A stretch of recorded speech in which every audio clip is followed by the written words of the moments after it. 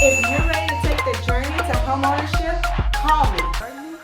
Hey, welcome back to this week's Scenario Desk. It's Arlicia, the mortgage lady, and we're going to talk about a scenario that we're currently doing and getting ready to close this week. So I have an investor who is purchasing some real estate, or actually refinancing real estate in Ohio.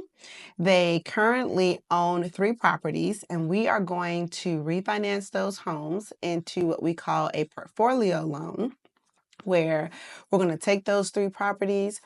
Did you know that you can have 2 FHA mortgages at one time, and we don't care about how far it is from the first one to the second one? And I'm going to give you a scenario that's taking place with one of my clients today on a file so that you can understand how you can utilize the same program as well. So I have a client who is currently purchasing a home with their child, or actually for their child.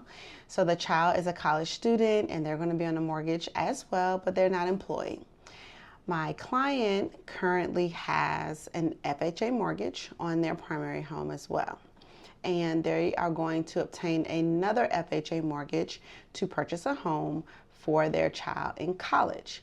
Now, I'm going to just kind of give you a little backstory a little bit, and then we're going to go into the mortgage. So one of the things that, is super important about me is I am going to fight for my client. Like, I am going to fight for my client to the ends of the earth, okay? And call it what you want. You are not just going to get over on my client because you're an underwriter and you want to make up rules as we go along.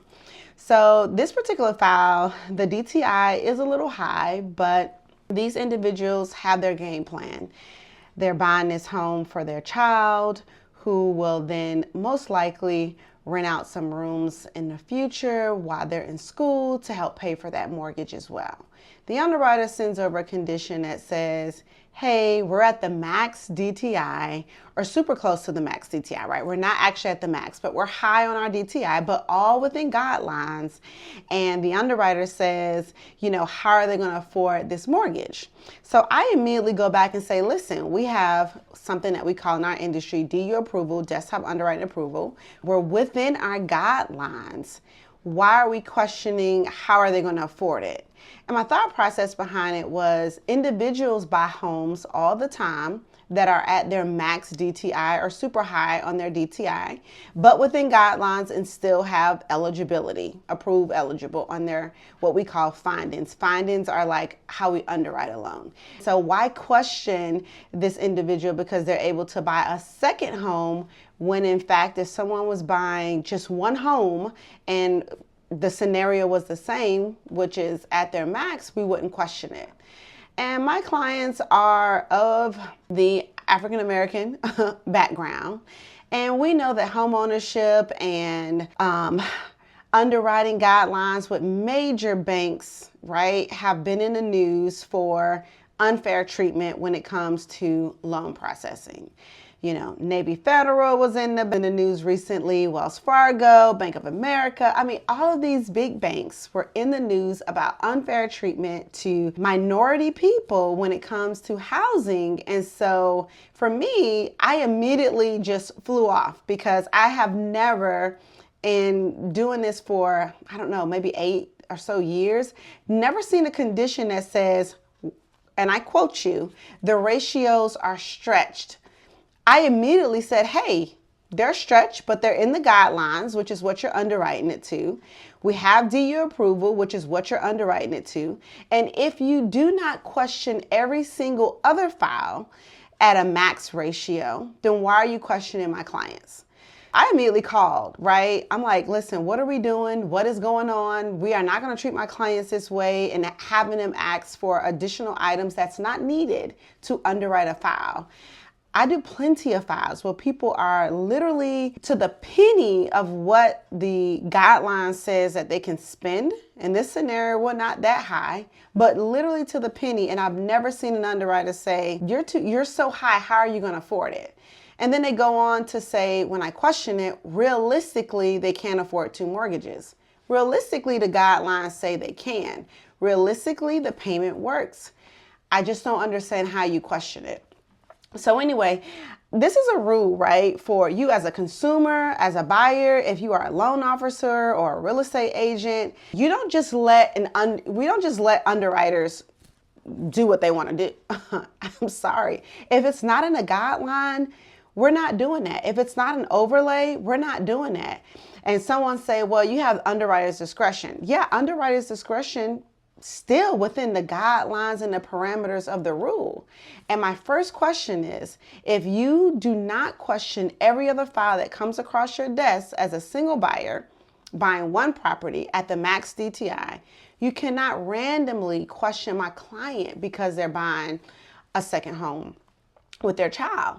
And so my clients, because they wanted an LOE or a letter of explanation on why they were buying this home, and we explained that the child was in college. My client wrote this amazing letter, and I thought it was too much, right? I was like, God, this letter is honestly, it's just too much. Because reading it, I thought to myself, this underwriter is going to be like, what the heck? I should have went with my gut.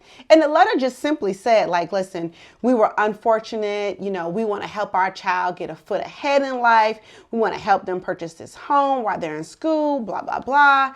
It just talked about how they were looking to help their child build generational wealth. And I honestly feel like the underwriter saw that and their emotions got in their way because maybe that was something that they weren't able to do. And now they're questioning why my client is doing it for their child. And I just didn't like it. And I pushed back on it. I will update you in the description box on what happens because that literally just took place.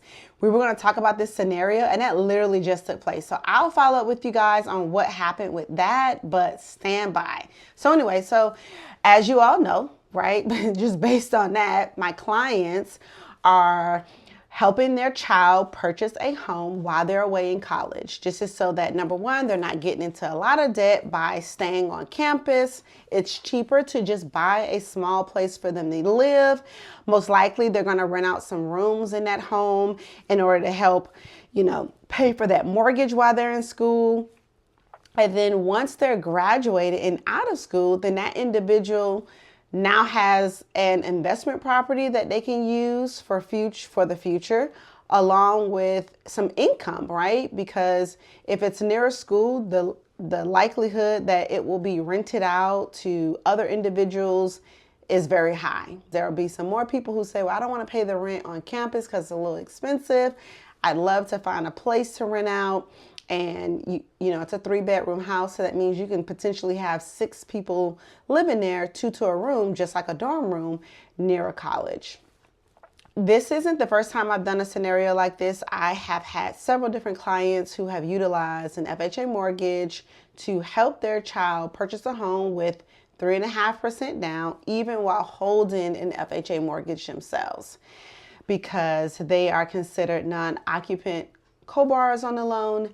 The occupant is the student or the child in these scenarios who are going to live there as their primary home.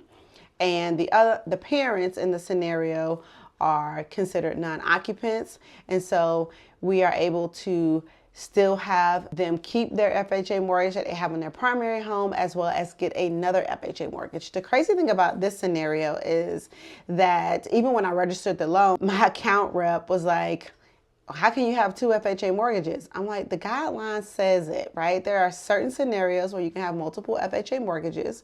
One is if there is a certain distance between the one that you have and the one that you plan on getting. If there is a significant difference in the property type, like upgrading your home or even downgrading in some scenarios. And then in this scenario, if someone is purchasing a home as a non-occupant, then they can do that. And so my account rep didn't even know it when I initially submitted the file and we're like, hey, what are you doing? I'm like, I'm reading the guidelines. At the end of the day, I tell, my loan officers and my real estate agents, listen, if there's a will, we'll find it. If there's a way, we'll find it. If there's a will, we'll find it. And I like to read the rules. A lot of people don't like to do that. In this scenario, we did, and we secured financing.